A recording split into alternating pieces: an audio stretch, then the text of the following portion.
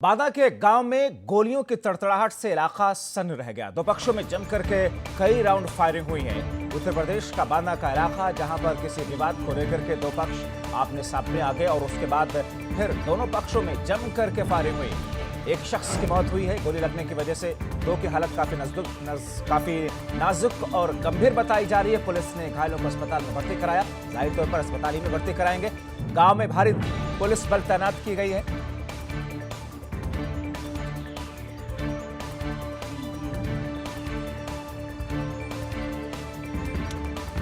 तो बांदा के गांव में जिस तरीके से खूनी खेल हुआ है, इसे खूनी संघर्ष नहीं बल्कि खूनी खेल कहेंगे। एक दूसरे गुट के जान के प्यासे होकर के दोनों तरफ के लोगों ने जबरदस्त तरीके से जम करके फायरिंग की है। कानून को ताक पर रख करके सवाल यह है कि इनके पास असलहा कहां से आया, ये अवैध असलहे कहां से आए, और अगर ये अवैध असलहे नहीं है तो फिर लाइसेंसी हथियार इस तौर पर इस्तेमाल करने की इजाजत ना तो कानून देता है ना पुलिस, कोर्ट, सरकार।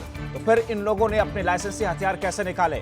सवाल इस बात का है कि पुलिस इस बात को लेकर के जांच कर रही है। विवाद क्या था, विवाद में हंगामा क्या हुआ, हंगामा अगर हुआ तो इसमें फायरिंग क्यों हुई, फायरिंग अगर हुई तो असलहा कैसे थे, असलहे या तो लाइसेंसी थे या तो गैर लाइसेंसी थे।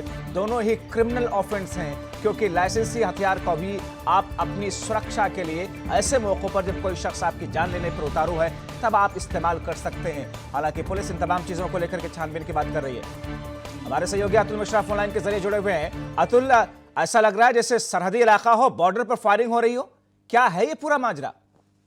जी, निश्चित तौर से आपसे बता दूं कि ये जो मामला है ये प्रधानी से संबंधित मामला है। और दूसरी चीज क्या है कि आरसीसी का निर्माण हो रहा था, उसको लेकर के विवाद हुआ था और दो पक्षों पे गोली चली है। ये जो जिसको गोली मारी गई है, जिस पक्ष ने गोली मारी, जिस पक्ष ने गोली मारी वो पूर्व प्रधान है और पूर्व ब्लॉक प्रमुख भी रह चुके हैं। इनके बेटे ने गोली मारी है और उसकी मौत हुई है। उनके दो लोग और घायल है। आप बता दूं कि ये जो बांदा में एक आए दिन इस तरह की घटनाएं हो रही है। विगत 3 से 4 दिन पहले ही एसआई के ऊपर हमला हुआ था। एक हिस्ट्री सीटर ने हमला किया था, शराब पीकर बीच रोड में दबंगई कर रहे थे। उसी दौरान उसके मना करने पर एसआई पर ही हमला कर दिया था। हालांकि पूरे मामले को पुलिस दबाने में जुटी हुई थी। पुलिस ने इस भी मामले को ये जो मामला है, जिस तरह से यहाँ फायरिंग हुई, 2 दिन पहले भी एक खूनी संघर्ष हो चुका है। बांदा में पूरी तरह से अगर देखा जाए तो लॉ एंड ऑर्डर पूरी तरह से यहाँ पर जो अतुल, गिरफ्तारियां कितनी हुई? अभी तक किसी कोई गिरफ्तारी नहीं हुई। पुलिस पहुंची है, हालांकि पुलिस भी मौके पर आधे घंटे बाद पहुंची है। अगर आप चलिए, बहुत शुक्रिया अतुल इन तमाम जानकारी के लिए।